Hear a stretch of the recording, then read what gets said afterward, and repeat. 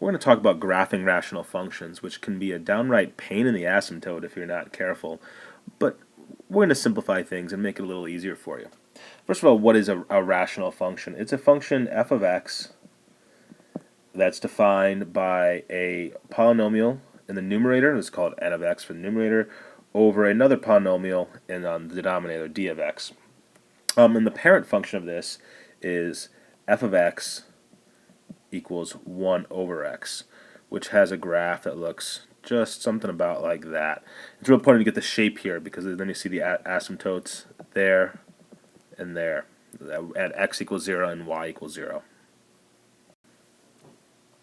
Rational functions can have vertical or horizontal asymptotes. They can also have slant asymptotes, and we'll talk about them later. But for right now, let's look at the vertical and horizontal.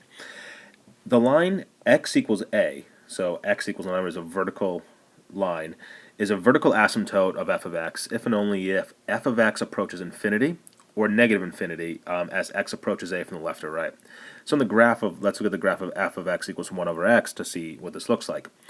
There's a vertical asymptote at x equals 0, and as you approach 0 from the left, the y values, f of x, are going to negative infinity. As you approach from the right, it goes to positive infinity. It doesn't have to be both, but in this case it is, and so that makes that a vertical asymptote.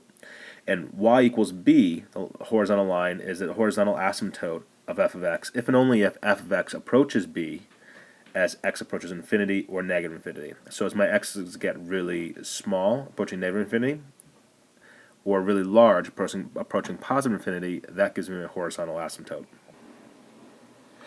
Asymptotes and holes are very closely related to the domain of a function. Wherever the function is undefined, for rational functions that is where these asymptotes and holes occur. So to quickly summarize it ahead of time, it's where find the zeros of the denominator, because we can't divide by 0. So if I have a function, say g of x equals 1 over x squared minus 5x minus 6, I find the zeros of the denominator. So I'm going to factor this. I'm going to say x minus 6 times x plus 1. So there's that in the factored form.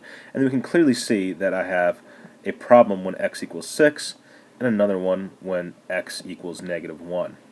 So we would have, in this case, vertical asymptotes at both x equals 6 and x equals negative 1. So functionally, we find holes almost the same way we find asymptotes. The only difference is after factoring both the numerator and denominator, if one of the factors happens to cancel, then it's a hole rather than an asymptote. So if I look at a very simple example to start with and say my function is x cubed plus 3x all over x, and let's make sure we call that f of x just on principle. I'm going to factor both the numerator and denominator, and that's going to look like x squared plus 3 over x, nothing to factor in the denominator. I can cancel this x. So what that means is that function is going to look like the quadratic function x squared plus 3. So even though this looks relatively complicated, the graph of it is going to look just like this, with one minor exception. And that exception is that x cannot equal 0 because I'd be dividing by 0 in the original function, which is actually what it defines it as. So if I was to graph that, it would look just like the parabola shifted up 3, except I'm going to have a hole at x equals 0, and it would look like that. Now, it won't typically show up in graphing calculators, but if you look at the table or the values, you're going to see that that's what the case is. For horizontal asymptotes, we're looking at essentially end behavior. What is the behavior of the function when I go to very small x's towards negative infinity or very large x's towards positive infinity? And to do this, we compare the degree of the numerator, the function, n of x, to the degree of the denominator. Because for very large values of x and very small values of x for a polynomial, the only thing that really matters is the leading term. So what I'm looking at is the general function f of x equals x to the n plus blah blah blah over x to the m plus blah blah blah. Again, all we care about are the leading terms, so anything else can follow. And there's going to be three cases. If n is less than m, so n is a smaller number, we have a larger number in the bottom. For very large numbers, divide by a very large number, you get 0, so y equals 0 is the horizontal asymptote. Let's list the cases here. Case 2, if n is equal to m. Right? If I threw very large numbers in, the difference is it's going to be the same thing. And all I have to look at, and I didn't write this in here originally, but we can have coefficients here. So this can be a sub n, we'll just say the coefficient in a sub m. So then this, in this case, the horizontal asymptote would be y equals the ratio of those coefficients, or a sub n over a sub m.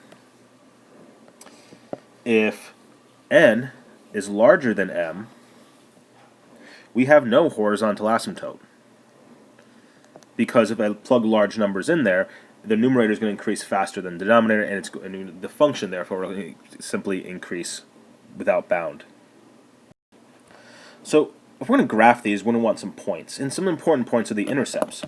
To find the x-intercepts, we're going to plug in 0 for y. And what that means is we have a function, which is n of x over d of x, and it says equal to 0. Well, it can only be true if the numerator is equal to 0. So we're finding the zeros of the numerator. Those are going to be your x-intercepts, or zeros, or roots.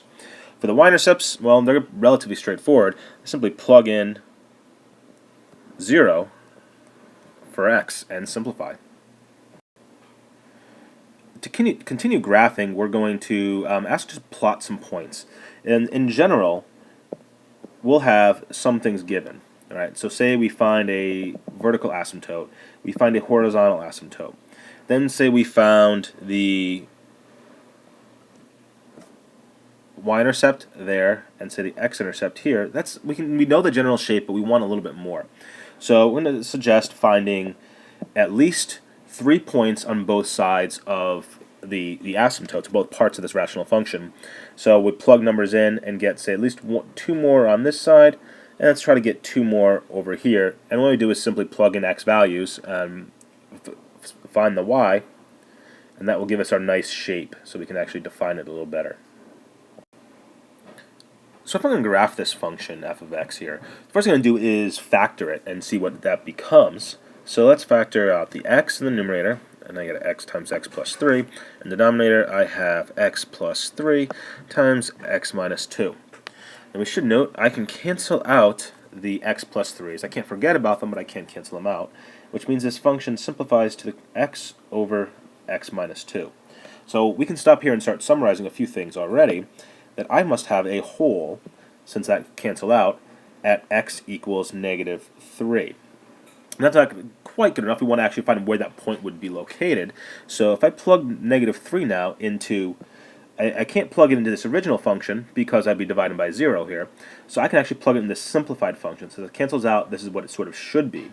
So the coordinates of that hole will be located at x equals negative 3. And again, when I plug negative 3 in here, I get positive 3/5. So my hole is at negative 3, positive 3/5. I also can see I have a vertical asymptote at x equals 2.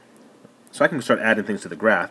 X equals 2 is a vertical asymptote. At x equals negative 3 and 3/5, I have a hole. It's not really a point, but I can kind of almost use it as a point as long as I use an open circle. Now let's find the horizontal asymptote. So to do that, I look at the ratio of the coefficients. It's better to go back to the original. The degree is 2 for both. So if I divide that, I'm going to get, divide the coefficients, I'm going to get y equals 1 as a horizontal asymptote. So let's add that to the graph. And let's find the intercepts. So if I plug in 0 for x, and if I get the point, if I plug 0 in for x, I can get my y-intercept. If I do that, I get the point 0, 0, which means that's also my x-intercept. So it really only gives me 1 point in this case. I already have 2 points on this side of the asymptote, so I'm just going to find one more there. And if I plug in 1, I get -1, and that's good enough to get me a rough sketch of that part of the graph. Now, to plug some points in over here, I'm just going to pick some points that are located past this vertical asymptote. So say I plug in 3, I get the point 3. I have point 3, comma 3. If I plug in 4, I get 2. If I plug in 5, I get 5/3, which is 1 2/3. And it's enough, again, for the rough shape of the graph. And there is the graph of the function f of x equals x squared plus 3x over x squared plus x minus 6. So to look at the case of slant asymptotes, let's look at an example.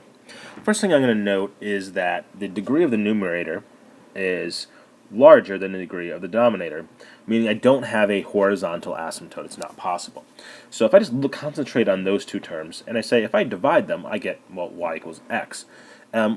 If I plug really large numbers in, that means it's going to increase. If I plug large values for x, the graph will increase in this case, or it can decrease without bound.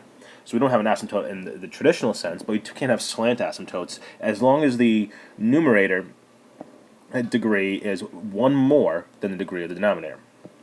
So how we figure out what that is we actually just divide this out. So I'm going to use polynomial long division, where I'm dividing x squared minus 4x plus 0 into x cubed plus 0x squared minus 9x plus 0.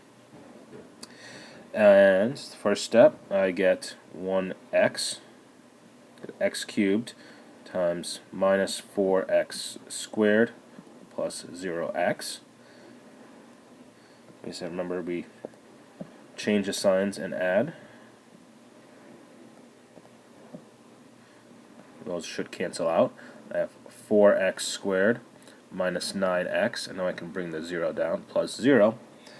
X squared goes into 4x squared 4 times, so I have plus 4, and when I multiply those out, 4x squared minus 16x plus 0. Again, change the signs and add, and I get 7x as my remainder. So that means the result for my factoring is x, or my division is x plus 4 plus 7x over x squared minus 4x. So this is actually an equivalent form of this original function. And if I plug very large numbers in for x, which is what you're looking at for asymptotes towards infinity and negative infinity, this term will completely go to 0, and I have x plus 4. Meaning, I would have a slant asymptote